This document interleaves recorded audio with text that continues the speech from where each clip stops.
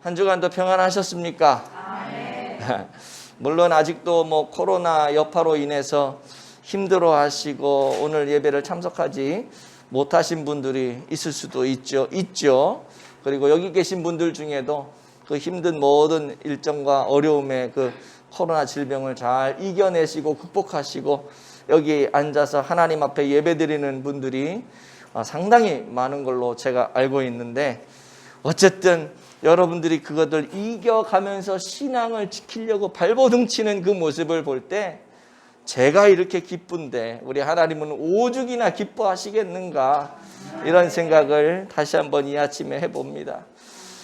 저는 이번 주에 지난번에 말씀을 드렸지만 제 은사 목사님이신 수영록의 원로 목사님 정필도 목사님의 이제 소천 소식을 듣고 제가 이제 금요일 날 내려갔다 왔어요. 새벽 3시에 일어나서 KTX 첫 차를 타고 갔다가 집에 오니까 밤 11시가 됐더라고요.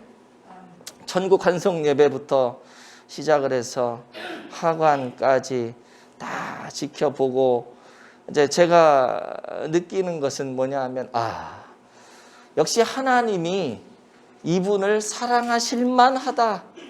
하나님이 이분을 이렇게 쓰실 수밖에 없었구나 라는 생각을 제가 하면서 한 사람의 목회자로서 또 한 사람의 성도로서 내가 목회자로 어떤 삶을 살아야 될지, 믿음을 가진 믿음의 성도로서 어떤 삶을 살아가야 될지 다시 한번 돌아보고 다시 한번 결단하는 그런 시간을 갖게 되었는데요. 어제 제가 여러분들에게 보내드린 그 카톡의 마지막 그 유언기도, 그 유언기도는 의학적으로는 할 수 없는 상태에서 이분이 하신 기도거든요. 산소 포화도가 완전 밑바닥이었어요. 그러니까 자기의 의지와 정신을 가지고서는 말을 할 수도 없고 앉아서 이야기할 수도 없는 그런 상황에서 힘들게 그 기도를 하셨고, 그 기도하시기 전에 설교까지 하셨어요. 그 유족자의 자기 친지들 앞에서 설교를 하시면서 그때 하셨던 말이 뭐냐면, 나 정 목사는 1시간 전에 정 목사가 아닙니다 하면서 설교와 기도를 이어가셨던 것이죠. 마지막 그 순간까지 자기의 사명을 감당하고 하나님의 부름을 받으시는 그 모습, 그래서 매체나 이 기자들이 뭐라고 이야기를 하냐면은 이 목사님의 이 마지막 유언 기도는 목사님의 기도가 아니라 하나님이 목사님을 통해서 이 땅에 남아있는 성도들에게 남기시는 특별한 메시지다, 이렇게 이야기를 하거든요. 그 모습들을 쭉 저는 영상으로 봤죠. 그거를 봤지만 그걸 보면서 저런 분이니까 하나님이 쓰실 수밖에 없었구나.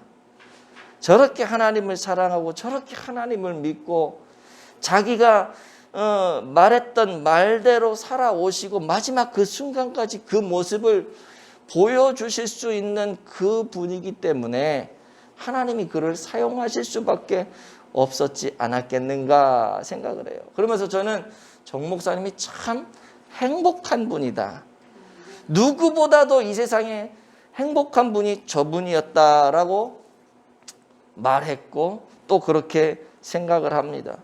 하나님을 사랑했고 하나님을 믿었고 그런 사랑과 믿음 속에 평생을 살았고 그 마지막 순간에도 여러분 기도를 다 들어보셨지만 뭐라고 기도하냐면 지금 마지막 그 순간 천국을 바라보면서 천국에 열리는 그 모습을 보면서 확실하게 예수님의 이름으로 확신한 선포를 합니다. 그런 메시지를 한단 말이에요. 자기가 믿었고 자기가 살아왔고 마지막 그 순간에 천국의 그 열리는 그 모습을 보면서 나 확실하게 여러분들에게 선포한다. 성령의 능력으로 살아라. 기도로 살아라. 하나님이 더 10배 이상 축복하실 거다.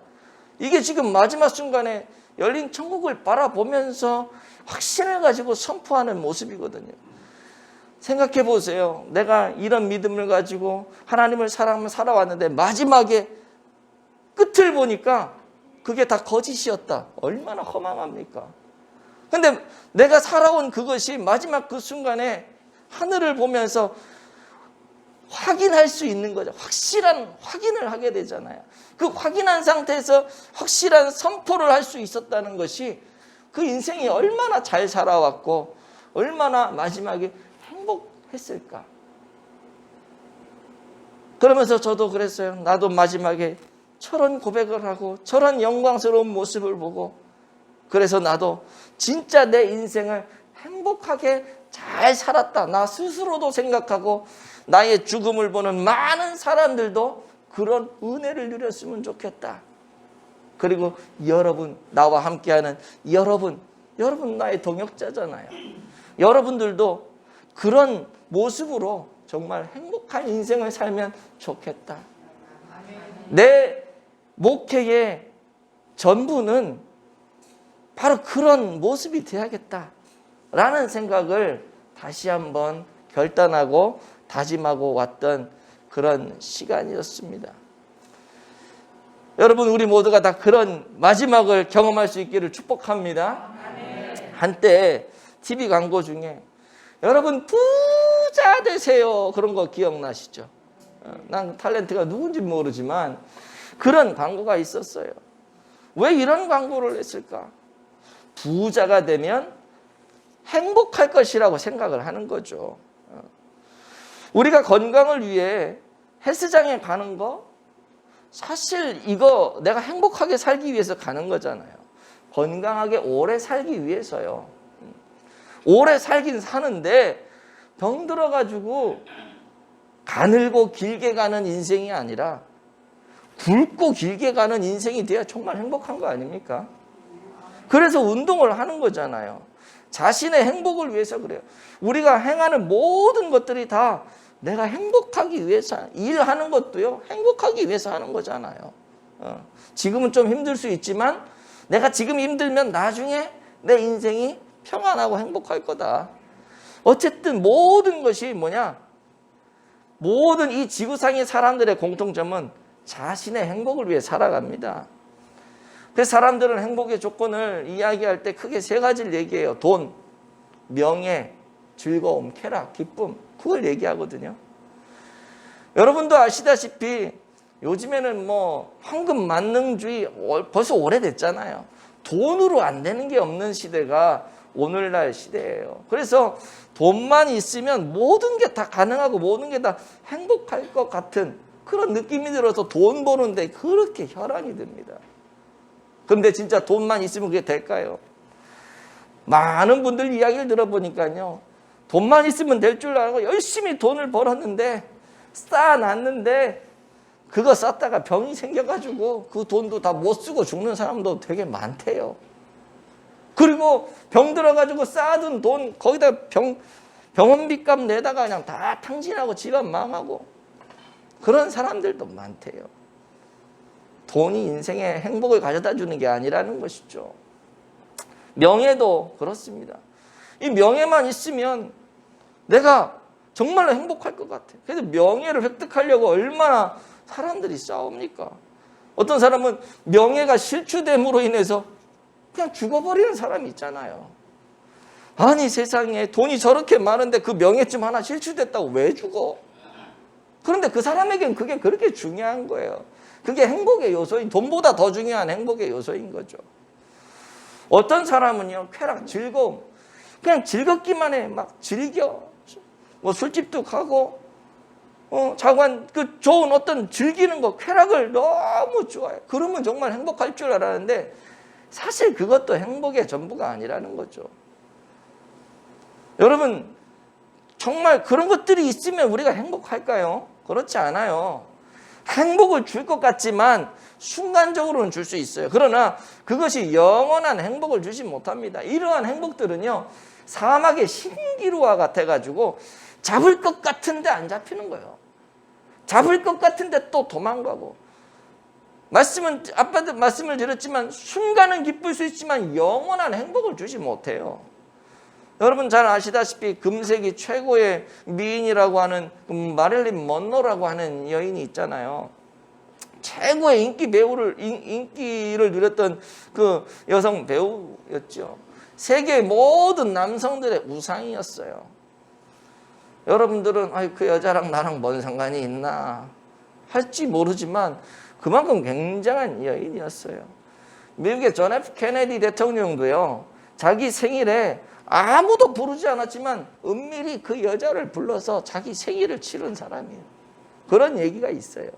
영국의 왕실에서도 마릴린 먼로를 초대해가지고 극진히 예우를 해요. 그야말로 마릴린 먼로는 인기 정상에 살았던 그런 사람이었어요. 지금도 헐리우드에 가면 저는 가보진 않아서 모르겠지만 듣는 얘기에 의하면 사진 10장 중에 8장은 다 이 마릴린 먼로 사진이라는 거죠. 근데 이 여인이 뭐라고 얘기를 하는 줄 아세요? 나는 한 여성이 지닐 수 있는 모든 것을 다 가졌습니다. 나는 젊습니다. 나는 아름답습니다. 나는 돈이 많습니다. 나는 사랑에 굶주리지 않습니다. 하루에도 수백 통의 펜너테를 받고 있습니다. 나는 건강하고 부족한 것이 아무것도 없습니다. 미래에도 이렇게 살 수 있습니다. 그런데 웬일일까요? 나는 이렇게도 공허하고 이렇게도 불행합니다. 이유 없는 반항이라는 말도 있지만 나는 이유 없이 불행합니다. 이게 그 여인의 고백이에요. 그녀는 이렇게 공허함 속에 살아가면서 끝내 어떻게 자살을 하게 되죠. 그렇게 생을 마칩니다. 인기 정상에서 부의 정상에서 모든 것에 이 절정을 누리며 살아왔던 그녀가 자살로 생애를 마치게 돼요. 그리고 자살한 그녀의 옆에 작은 메모장이 있는데 그 메모장에 이런 글이 있어요. 돈, 인기, 명예, 이 모든 것은 찰나적인 행복의 요소에 불과했다. 돌아보니 내 인생은 한 손으로 손뼉을 친 인생이었다. 여러분, 한 손으로 이걸 칠 수 있어요? 못 치잖아요. 양쪽 손이 딱 마주쳐야 소리가 나고 손뼉이 되는 건데 한 손으로 맨날 쳤어요. 이게 뭐예요? 허공만 계속 쳤다는 거 아닙니까? 내 인생은 허공을 치는 인생이었다. 내 인생은 그런 인생이었다. 나는 인생을 헛살았다. 내 인생은 너무 허무하다. 그런 표현인 것이죠. 지혜의 왕이었던 솔로몬 왕도 그 인생 말년에 뭐라고 얘기를 합니까? 헛되고 헛되며 헛되고 헛되니 모든 것이 헛되다. 모든 것이. 그가 지혜의 왕으로 널리 알려진 사람 아닙니까? 왕이면은 여러분 세상에 모든 것을 다 누려본 사람이라고 볼 수 있는 거죠. 그가 사용하는 것은 다 황금이었습니다. 자기 아내가 1,000명이었어요. 제가 늘 얘기하지만 하루에 한 집만 들려도 3년이 걸려요. 그렇게 부인이 많았어요. 부인 얼굴은 기억을 할지 모르겠어. 3년에 한 번씩 들려서. 그러니까 세상적으로 누릴 거 다 누렸는데 그가 말년에 하는 고백이 뭐냐면 헛되고 헛되며 헛되고 헛되니 모든 것이 다 헛되다. 그가 누렸던 행복, 부귀, 명화, 여자, 이 모든 것이 참된 행복의 길이 아니었다라고 이야기하는 거죠. 그럼 성경은 정말 참된 행복의 길이 뭐라고 이야기하고 있을까요? 오늘 성경이 그걸 말씀하는데요. 다시 한번 고린도전서 13장 13절을 한번 읽어볼게요. 시작. 그런즉 믿음, 소망, 사랑 이 세 가지는 항상 있을 것인데 그 중에 제일은 사랑이라. 아멘. 무슨 말이냐 하면 세상에는 믿음, 소망, 사랑이 항상 있는데 제일은 사랑이라. 그 제일인 사랑을 붙잡고 살면 그 인생이 행복한 거예요. 지금 그 얘기하는 겁니다. 물론 믿음과 소망이 없어도 된다는 이야기 절대 아닙니다. 이 말은 사랑이 믿음과 소망의 근거가 된다는 말이죠. 믿음도 중요하고 소망도 중요한데 그것들보다 더 우위에 있는 것이 사랑이라는 거예요. 왜 그런 이야기를 하냐면 잘 아시다시피 우리 고린도서를 우리가 한 2년에 걸쳐 살펴봤었잖아요. 지난번에. 그 내용이 뭐냐 하면 이미 고린도 교회 성도들은 예수를 믿는 교인들이에요. 믿음이 있는 교인들이었어요. 뿐만 아니라 그들은 성령의 은혜도 누리고 성령의 은사도 있었던 그런 사람들이에요. 영생을 소망하고 확신하는 그런 사람들이었어요. 우리가 이렇게 봤을 땐 성령의 은사도 있고 기도도 열심히 하는 것 같고 굉장히 모범이 되는 것 같은 그런 믿음의 사람들이었어요. 근데 문제가 있었죠. 그 문제가 뭐냐 하면 저 사람을 인정하지 않는 거예요. 저 사람의 믿음, 저 사람의 어떤 신앙적인 지식 그거 인정하지 않는 거예요. 내게 맞다는 거죠. 그러다 보니까 서로 시기하고 질투하고 싸우는 겁니다. 싸움이 일어나고 비판하고 험담하고 그런 모습이 고린도 교회 안에 있었던 거죠. 이런 배경 속에서 바울이 지금 하는 말이 뭐냐? 너희 믿음도 좋아. 너희들 천국에 대한 소망도 갖고 있으니 다 좋아.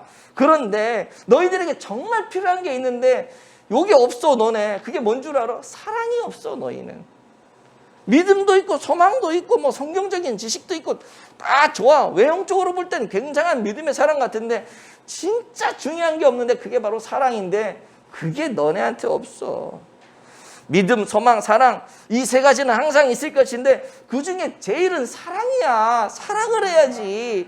그래야지 행복하지. 그래야지 교회가 평안하지. 그래야지 교회가 행복하고 가정이 평안하고 네가 가는 곳곳마다 그 공동체가 행복한 공동체가 되는 거야.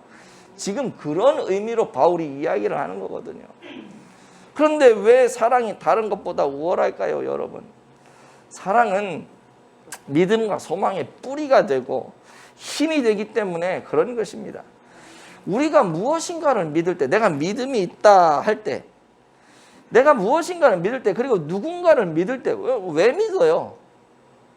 사랑하기 때문에 믿는 거예요. 내가 이 사람을 사랑하기 때문에 내가 그 사람을 믿는 거예요. 그러니 부모들이 어떡합니까? 다른 사람들은 내 자식을 저런 망나니 같은 녀석이 어디 있냐, 저런 호로 자식이다 이야기할 수 있어요. 그러나 부모는 내 자식을 어떻게 여깁니까? 그 사람들은 그렇게 얘기한다 할지 모르지만 부모는요, 사고치고 경찰관 앞에 가가지고 조서를 쓰고 있는 그 자녀에게도 뭐라고 얘기를 해요? 아이고 형사님, 경찰관님, 내가 아는 얘는 그런 애가 아니에요. 얘는 그럴 애가 아니에요. 내가 정말 내가 이 혈세를 써서라도 내가 얘를 보장할 수 있어요. 왜 그래요? 사랑하니까요. 사랑하니까 다른 사람들은 아무도 안 믿어도 나는 믿는 거예요. 왜 소망을 둬요? 역시 사랑하기 때문에 그렇죠. 사람들은 그래. 아유, 쟤는 이미 끝났어. 소망이 없어. 아유, 저런 애가 뭘 할 수 있겠어. 그런데 부모들은 그 아이에게 소망을 둬요. 왜? 사랑하니까요. 사랑하니까. 왜 우리가 우리의 남편과 아내와 자녀를 믿고 또 소망의 대상으로 삼고 삽니까? 사랑하기 때문에 그래요. 사랑하기. 이처럼 사랑은 믿음과 소망의 근거가 되기 때문에 성경은 그 중에 제일이 사랑이다라고 얘기를 하는 것이고요. 고린도전서 13장 3절에서는 사랑이 없으면 내게 아무 유익이 없다. 그렇게 얘기를 하는 것입니다. 도대체 이 사랑은 그럼 어떤 사랑일까? 우리가 일반적으로 생각할 때 하는 그런 사랑. 여러분, 사랑은 이론이나 지식이 아니잖아요. 그렇죠? 내가 이런 것 때문에 내가 사랑해야지. 이건 사랑이 아니에요. 사랑은 감정적인 요소가 있습니다. 그래서 우리는 감정적으로 또는 이 정서적으로 우리 안에 어떤 이 작용이 막 일어날 때 우리 사랑한다 그래요. 사랑에 무슨 이유가 있어 그러잖아요. 이게 뭐냐면 내 감정이 이미 터치가 된 거예요. 사랑하도록. 그래서 사람은 이 사람의 내면에 있는 이 정서적인 부분이 잘 터치가 될 때 사랑을 느끼게 되는 거거든요. 그리고 그 사랑을 느끼면 마음이 확 열려버려요. 확 열려버려요. 그리고 그 사람을 받아들이는 거예요. 그래서 이 감성 터치가 참 중요한 거거든요. 이것이 안 된 상태에서 이성적이고 논리적으로 사람을 대하면 마음이 열리지 않죠. 특히 부부들끼리 싸움할 때 그럴 때가 많잖아요. 일반적으로 남성분들은 이제 논리적이고 좀 이성적인 성향을 가진 분들이 많다라고 얘기를 하고, 이제 여성분들은 이제 감성적인, 감정적인 이런 부분을 좀 이렇게 많이 갖고 계시다고 얘기를 해요. 그래서 이 두 부류의 사람이 싸움을 시작하면 어떤 문제가 일어나냐 하면, 남편은 요건 요래서 요건 저래서 요건 저차 조목조목 막 다 따져요. 그래서 네가 잘못한 거야 얘기를 하면, 아내는 어떻게 해요? 그거를 들으면서 듣다 보니까 이 사람 하는 말이 맞아. 듣다 보니까 논리적으로 쭉쭉쭉쭉 따라가다 보니까, 근데 인정을 못해. 내 감정에 터치가 안 되는 거예요. 그래서 어떻게 돼요? 네 말이 맞긴 한데 나 화가 나. 그러니까 또 싸우는 거예요. 남편은 이성적으로 논리적으로 자꾸 들이대고, 이 아내는 그걸로 자기는 감당이 안 되는 거야. 그러니까 또 자기 감정대로 또 올라가고, 그러니까 대화가 안 되는 거죠. 이게 심해지면 나중에 어떻게 해요? 폭력으로도 할 수 있는 거예요. 가정 문제가 일어날 수 있는 거죠. 감성 터치가 안 돼서 그래요. 그럴 때는 어떻게 해야겠어요? 저도 잘 못하지만, 사실 저도 잘 못하지만 이럴 때 어떻게 해야 되냐. 아내가 마음에 안 든다, 남편 입장에서. 그러면 막 치고 따지고 난도질해가지고 너 이렇게 하면 안 돼 보다는, 여자 입장에서 이해를 시키는 거죠. 감성 터치를 하는 거죠. 여보, 당신 아휴 그거 그렇게 일 처리하느냐고 얼마나 고생이 많았어. 내 성격도 알 텐데 나한테 얘기도 못하고 그거 처리하냐고. 야 정말 힘들었겠네. 이렇게 하면 감성 터치가 되는 거예요. 그러면 이 여자분이 뭐라 그래요? 대들겠어요? 아니죠. 아이고 여보 미안해 하면서 눈물 흘리는 거예요. 그러면 끝난 거야. 그러면 거기서 행복이 느껴지는 거야. 아이고 내 남편이 나를 이렇게 생각하는구나. 그럼 남편은 뭐예요? 아이고 내 아내가 다 알고 있구나. 거기서 끝내. 그거를 또 난도질해가지고 막 치고 들어가고 지지고 볶고 네가 잘했니 내가 잘했니 해버리면, 내가 뭐 하다가 여기까지 왔는지 모르겠는데, 가정 세미나도 아닌데. 여러분 그런 겁니다. 사랑이 그런 거예요. 그러면 행복해지는 거거든요. 신앙도 마찬가지죠. 감동이 되어야 은혜가 되는 거잖아요. 그래서 은혜 받기 위해서 뭐래요? 찬양하잖아요. 여러분들 아까도 예배 전에 말씀드렸지만, 찬송을 통해 가지고 마음이 확 열리니까 막 우울증도 막 다 떠나고 그랬다고 저한테 그랬잖아요. 그 왜 그래요? 이인호 목사의 논리적인 설교 한 편을 듣는 것보다 찬양을 통해 마음이 감성 터치가 돼서 마음이 쫙 열리니까, 그때부터는 이인호 목사가 무슨 얘기를 해도 다 은혜가 되는 거예요. 그냥 이인호 목사가 좋은 거야. 말씀 한마디 한마디가 너무 나한테 와닿는 거야. 그 은혜 받는 거잖아요, 그게. 그래서 찬양이 참 중요해요. 기도도 마찬가지죠. 기도도요. 감성적인 부분이 많습니다. 그래서 통성기도가 특별히 그래요. 통성기도할 때 굉장히 위력이 나타납니다. 그래서 제가 찬양 끝에는 항상 통성기도를 하잖아요. 이 감성적인 부분, 우리가 은혜 받을 수 있도록 우리의 마음을 여는 작업을 하는 것이거든요. 여러분 통성기도를 뜨겁게 하면요 감성 터치가 일어나요. 내가 막 기도하는 것 같지만 그 기도로 나만 기도하는 게 아니라 내 가슴이 막 뜨거워지면은요, 내 옆에 있던 가슴이 좀 차가웠던 사람도요, 이 내 뜨거움이 옆으로 전달이 돼. 그래서 이 사람도 막 가슴이 뜨거워지면서 같이 막 기도를 해요. 영이 열리면서 뭐 눈물, 콧물 쏟아지면서 소리도 질러보기도 하고, 그럴 때 성령의 은사를 경험하기도 하고. 근데 통성기도 잘 못하시는 분들이 있죠. 그런 분들은 이 감정에 억압을 받는 거예요. 문제가 분명히 있는데 감정을 억압시켜서 자기의 감정을 드러내지 못하는 거죠. 그래서 부르짖는 기도를 못하는 거예요. 훈련이 안 됐을 수도 있고요. 그리고 어떤 면에서는 막 뜨겁게 기도하는 사람들 보면은 아이고 저러니 신들렸다 그러지, 저러니 기독교가 욕을 먹지, 이런 얘기를 할 수도 있는 거죠. 그걸 경박스럽게 생각할 수도 있고요. 하나님이 뭐 귀가 막혔나, 왜 이렇게 소리를 지른대? 저렇게 소리 지르면 하나님이 듣고 묵상으로 조용히 기도하면 안 듣나? 이런 얘기를 할 수도 있고, 물론 하나님은 모든 걸 다 아세요. 그럼에도 내 안에 눌려있는 것이 있거나 절박한 기도 제목이 있기 때문에 당연히 우리는 부르짖는 것이죠. 그게 통성기도거든요.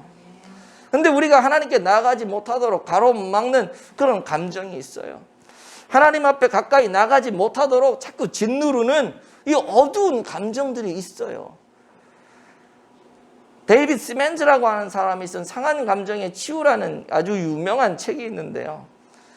그 저자가 그 책에서 감정이 상할 때, 내 감정이 상하는 거예요. 상할 때 죄책감이나 낮은 자존감, 그리고 뭐 수치감 같은 이런 감정들이 작용을 한다 그래요. 그래서 우리가 하나님 앞에 스스로 나가지 못하도록 그 감정이 그렇게 한다는 거죠.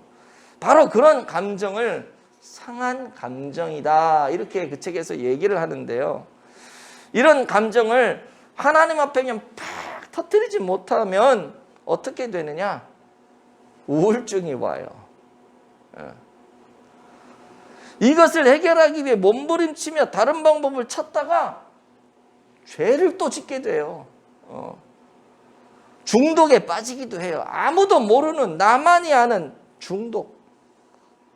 결국 불행한 인생이 되는 것이죠. 그래서 이런 것들을 뭐 치료하는 방법들이 막 세상에 많이 나는데, 음악 치료라든지 웃음 치료라든지, 그래서 음악을 잘 들려주고 그걸 치료하고, 또 웃으면 뭐 엔돌핀이 막 나온다 그러잖아요. 근데요, 여러분, 웃음을 통해서 엔돌핀이 나오는데, 이게 엔돌핀이 항암 주사의 뭐 몇 배 이상의 그 엔돌핀, 아주 좋은 게 나온다는 거죠. 근데 그것보다 더 좋은 게 뭐냐 하면 사랑하는 겁니다. 사랑하는 거. 웃음을 할 때 나오는 그 에너지도 굉장하지만 사랑을 할 때 나오는 에너지는 더 강력하다는 거죠. 그래서 사랑의 묘약이라는 표현이 나온 거예요.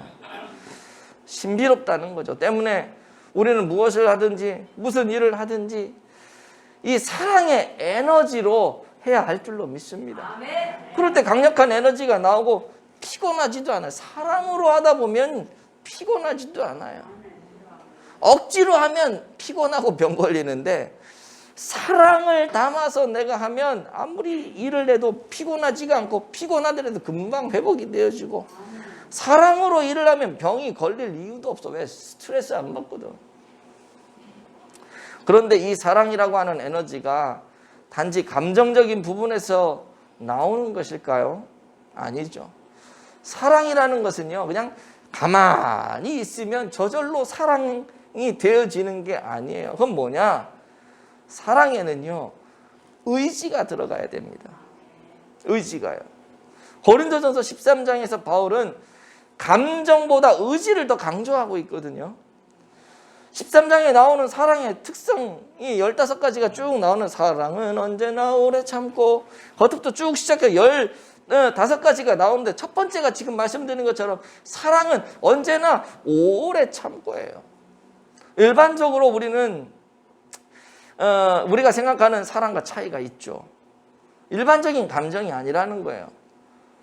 여러분, 여기서 오래 참는다라고 하는 거, 이거 내가 의지적으로 오래 참아야 되는 거잖아요. 그냥 오래 참아지지가 않아요. 영어 성경에 보면 이 말은 오랫동안 고통스러워한다, 그런 뜻이 있어요. 단순한 감정이 아니라는 거죠. 사랑하기 때문에 참아야 되고, 참다 보니까 고통을 경험해야 되고, 이 사랑이 그냥 마냥 그냥 좋은 그냥 그런 정도의 사랑이 아니라는 거예요. 의지라는 거예요. 맨 마지막에 나오는 사랑의 특징도 뭐냐면 13장 7절에 모든 것을 견디느니라. 여러분, 견디려면은요, 의지적으로 견뎌야 되는 거예요. 사랑은, 성경이 말하는 사랑은 의지적인 행동을 이야기하는 것이죠. 바울은 자기가 잘났고 자기의 믿음과 은사가 다른 사람보다도 더 탁월하다고 하며 또 서로를 비방하고 분란을 일으키고 당을 짓는 그 사람들에게 야 너희들 의지적으로 사랑을 해야 된다. 지금 그 얘기하는 거거든요. 마태복음 18장 21절에 보면 베드로가 예수님께 하는 말이 나와요. 한번 볼까요? 시작. 주여 형제가 내게 죄를 범하면 몇 번이나 용서하여 주리이까? 7번까지 하오리이까? 지금 베드로가 얘기하는 거잖아요. 그때 예수님이 뭐라 그러시냐 하면 그 다음 한번 넘겨주시죠. 시작. 7번뿐 아니라 7번을 70번까지라도 할지니라. 아멘. 여러분 사실 어떤 면에서 7번 정도는 그냥 어떻게 그냥 감정적으로 좀 참아가면 그냥 그 정도는 할 수 있을 그런 횟수일 수도 있어요. 그러나 7번씩 70번을 한다는 것은 이거는 감정의 차원을 뛰어넘는 의지적인 차원의 순종을 이야기하는 것이죠. 우리의 모습을 한번 보시기 바랍니다. 사실 우리는 이 병든 감정의 노예가 될 때가 얼마나 많아요. 우리 감정이 병들어 있는 거예요. 기분이 좋지 않으면 모든 것이 끝납니다. 감정이 상하면 그냥 주저앉아 버립니다. 모든 것을 포기해요. 저 같은 경우에는 정말 초긴장하면서 제 감정을 컨트롤할 때가 토요일 저녁부터 주일 요 예배 오는 요 순간까지. 왜 그런 줄 알아요? 늘 우리 식구가 다 긴장을 해요. 차 타고 오면서 한 30분 이상 오잖아요. 오면서 뭐 오늘 가서 찬양을 이렇게 맞춰보자고 막 이렇게 하기도 하고 안에서 막 찬양 연습을 하고 차 타고 오면서 그러다가 뭔가 이렇게 얘기를 하다가 누구 얘기를 하다가 뭔가 이상한 얘기 나오는데 갑자기 제가 목소리가 제 톤이 목소리가 바뀌잖아요. 그러면 거기 차에 있던 제 아내 우리 아이들 둘 다 긴장해요. 그러면 갑자기 분위기 바꾸냐고. 딴 얘기야. 왜냐하면 제가 감정이 상해버리면 예배가 엉망이 될 수 있거든요. 내가 상한 감정을 가지고 여기에서 말씀을 전하면 그 상한 감정이 내 말을 통해서 그대로 여러분들에게 전달이 되면 여러분들도 은혜를 못 받는 거죠. 내 감정이 그대로 전달이 될 수 있으니까. 그러나 내가 기쁘고 내가 은혜를 받고 그러면 그런 감정이 그대로 여러분들에게 전달이 되면 여러분들도 은혜 받고 말씀 듣고 예배 드리고 기쁘고 즐겁고 일주일 동안 힘을 얻어 살 수 있고. 그래서 여러분 감정이 참 중요한데요. 오랫동안 신앙생활을 했음에도 불구하고 이 병든 감정에 갇혀 사는 사람이 얼마나 많은지 모릅니다. 감정의 포로가 되어서 그렇게 살아가는 사람들이 많아요. 파도치는 감정에 자신의 인생을 맡긴다라고 생각해 보세요. 여러분 그 인생이 얼마나 비참하고 안타까운 인생이겠습니까? 사고 일어나는 거 한번 보세요. 감정을 제대로 다스리지 못하기 때문에. 이번에도 동해안 쪽에 산불이 엄청나게 났잖아요. 그 누가 불 질렀다면서요. 자기 감정을 억제를 못하고 엄청나. 결국 자기가 불 지르고 자기 어머니가 그 불에 돌아가셨다면서. 얼마나 안타깝습니까? 자기 감정, 사고가 나는 게요. 자기 감정을 다스리지 못하기 때문에 거의 일어나요. 여러분 기억하세요. 사단은요, 우리의 감정을 건드려서 죄를 짓게 만듭니다. 우리의 감정을 건드려서 우울하게 만들어요. 우리의 감정을 건드려서 우리를 침체에 빠지게 만들고 우리의 감정을 건드려서 우리를 불행하게 만든다는 사실이에요. 때문에 우리는 감정을 넘어선 의지적인 사랑을 살아가야 할 줄로 믿습니다. 그러면 우리에게 오는 이 오만 가지 시험을 다 이겨낼 수 있는 것이고 그 사람이 정말 행복한 삶을 살아가게 되는 것이죠. 말씀을 맺겠습니다. 히브리서 12장 2절에 보면 이런 말씀이 있어요. 시작. 믿음의 주요 또 온전케 하시는 이인 예수를 바라보자. 그는 그 앞에 있는 기쁨을 위하여 십자가를 참으사 부끄러움을 개의치 아니하시더니 하나님 보좌 우편에 앉으셨느니라. 아멘. 그 앞에 있는 기쁨을 위하여 십자가를 참았다.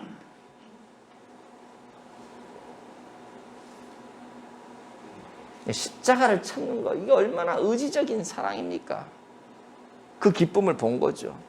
여러분, 우리에게 즐거움이 반드시 찾아올 것입니다. 아멘. 참된 행복이 찾아올 것입니다. 아멘. 놀라운 영광의 순간이 다가오고 있어요. 아멘. 무의미한 시간 같고 또한 지루한 것 같고 손해보는 것 같고 의미가 없는 것 같고 아무 일도 일어날 것 같지 않지만 우리가 이 말씀에 따라 의지적인 사랑으로 순종하는 삶을 행할 때 하나님께서는 반드시 우리에게 형언할 수 없는 행복을 주실 줄로 믿습니다. 아멘. 생각해 보세요. 여러분이 누군가에게 버럭 화를 내고 소리를 질렀다라고 생각을 해보세요. 순간은 속이 시원할지 모르지만 정말 믿음이 있는 사람이라면 금방 후회를 하겠죠. 내가 왜 그랬을까? 후회와 아쉬움이 남긴 마련입니다. 그런데 그런 감정이 올라올 때 의지적으로 순종해서 인내하고 참고 견뎌서 사랑으로 그 환경을 극복했다고 생각을 해보세요.